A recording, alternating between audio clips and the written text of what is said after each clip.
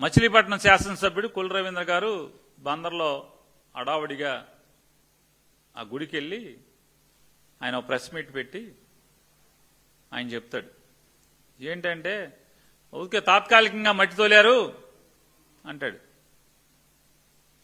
ఆయన నాలుగు అడుగుల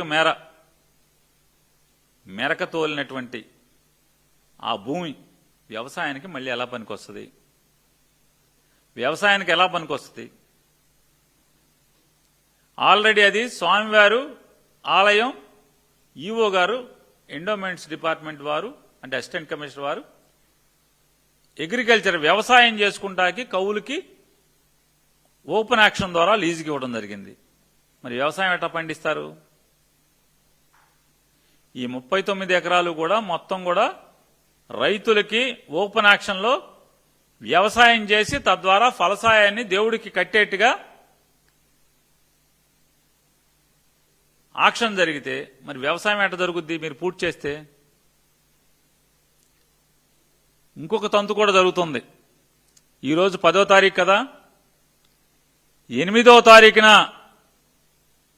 విజయవాడలో నడిబొడ్డులో ఉన్నటువంటి కొల్లు రవీంద్ర ఇంట్లో క్యాంప్ ఆఫీసులో ఆలయ పాలకవర్గం, పట్టాభి అనేటువంటి ఒక తెలుగుదేశం నాయకుడు, Vijayawada rural MRO, endowments assistant commissioner వీళ్ళందరూ ఆ ఇంట్లో కూర్చుని ఏం గూడు పుటాని చేశారు 8వ తారీఖున, నిన్నగాక మొన్న. ఏంటయ్యా అంటే ముందు తాత్కాలికంగా విజయవాడ ఉత్సవ పేరు మీద టెంపరీగా 2 మాసాలకి అద్దెకి తీసుకుంటారంట. ఈ పట్టాభి ఆయన చెప్తున్నాడంట, ఎండోమెంట్స్ వాళ్ళ సంగతి అంతా నేను చూసుకుంటాను, ఎంఆర్ఓకి ఏదో ఇన్స్ట్రక్షన్స్ నువ్వు ఇవ్వు అని చెప్పని కొల్లు రవీంద్రకి చెప్తాడు. యాతాబాత ఏంటయ్యా అంటే ఈ 35 ఎకరాలకు సంబంధించి 5 పార్ట్నర్స్. పట్టాభిది ఆలోచన, Pattabhi lead partner, MP MLA Kollu Ravindra మరొక ప్రొడ్యూసర్, సినిమా ప్రొడ్యూసరు, వీళ్ళందరిది తలకు 20 పైసలు, పట్టాభిది ఒక 20 పైసలు. 99 సంవత్సరాలు గొల్లపూడిలో ఉన్నటువంటి ఈ వెంకటేశ్వర స్వామి ఆలయాన్ని సంబంధించినటువంటి ఆస్తిని లీజుకు తీసుకుని నిన్న కొల్లు రవీంద్ర అక్కడ ఉన్నటువంటి ఆ పేటలోని లేదా అర్చకులు లేదా వాళ్ళందరికీ చెప్తాడంట, మీరేం కంగారు పడకండి, మీకు రైతులకు వచ్చినటువంటి ఇచ్చిన లీజు కంటే, రైతు పాటలో వచ్చిన లీజు కంటే కూడా ఎక్కువ ఇప్పిస్తాను మీకు అని చెప్పి దాన్ని ఏమంటారు, క్రీమ్ పూసే మాటలు చెప్తున్నాడంట. అంటే ఇక చట్టం, రూల్స్, దేవుడంటే భయం ఏముండదు. దోచుకో దోచుకో దోచుకో దోచుకో. గవర్నమెంట్ ఆస్తులు అయిపోతున్నాయి, ఇసుక అయిపోతుంది, గ్రావెల్ అయిపోతుంది, మట్టి అయిపోతుంది, దేవుడు ఆస్తులకు వచ్చేశారు. మర్చిపోదామా అని మరి దీర్ఘం తీరే భారతీయ జనతా పార్టీ వాళ్ళు. దేవుడి ఆస్తులు ఎత్తేచ్చా? గోల్ఫ్ క్లబ్ ఎంపీ గారు, ఒక ప్రొడ్యూసర్ గారు, సినిమా ప్రొడ్యూసరు, ఇద్దరు కలిసి ఆ గోల్ఫ్ క్లబ్కి పార్ట్నర్లు. నేను చెప్పేది తెర వెనక జరుగుతున్నటువంటి మంత్రాంగం, యంత్రాంగం, కుట్రలు.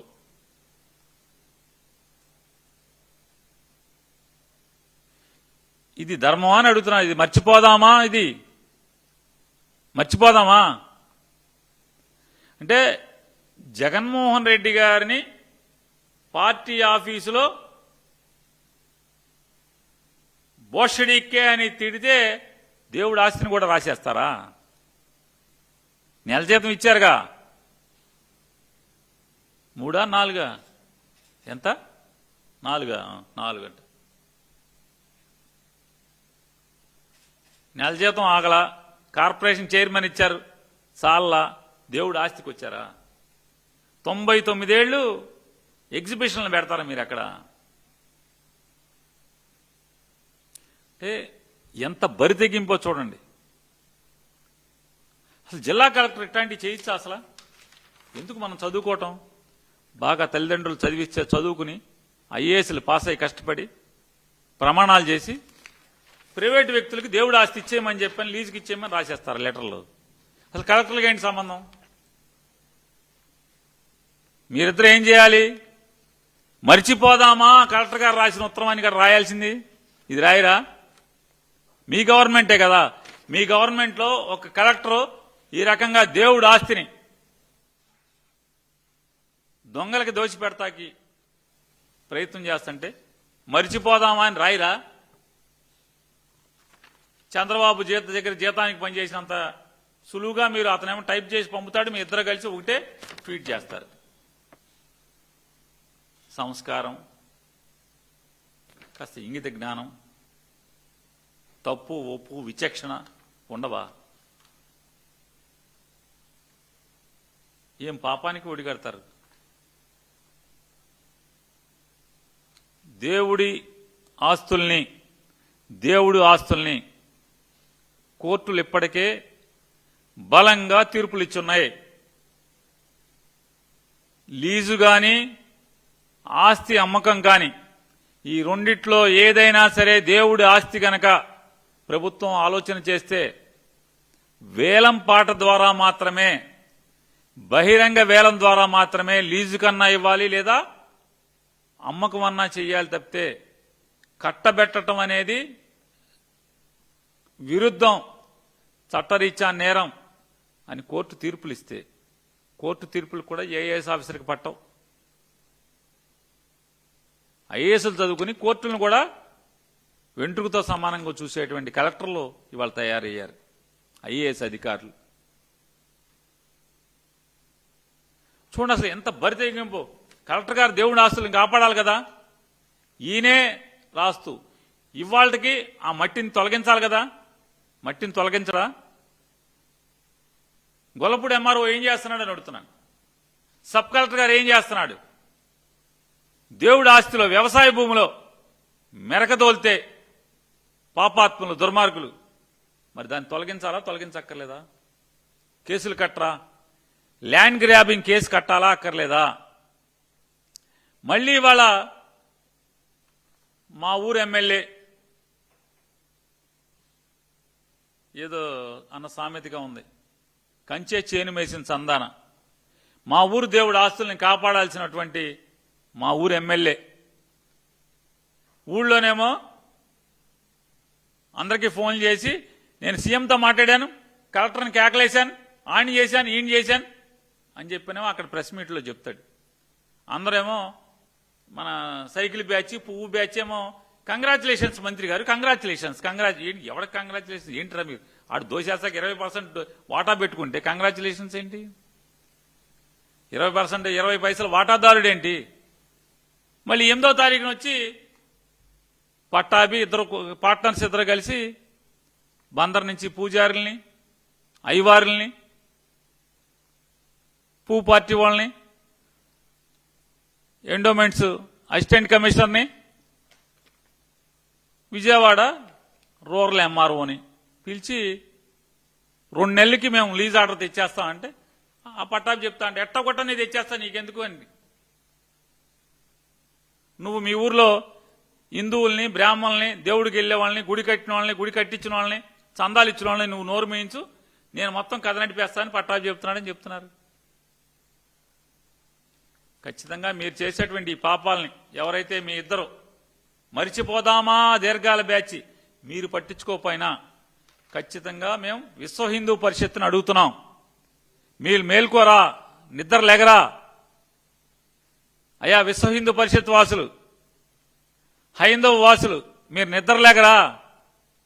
వీళ్ళు వాటాలు వేసుకుని పనిచేసుకుంటుంటే మీరు నిద్ర లేగరా అని అడుగుతున్నాను. నిద్ర నటిస్తారా? ఇంకా భారతీయ జనతా పార్టీ అట్టాకు చెడిపోయింది, కుళ్ళిపోయింది. మీరన్నా ఈ దేవుడు ఆస్తులను కాపాడటంలో మేల్కోమని చెప్పని మా ఊర్లో భక్తులు ఎట్లాగో ఖచ్చితంగా కోర్టును ఆశ్రయించే పనిలో ఉన్నారు.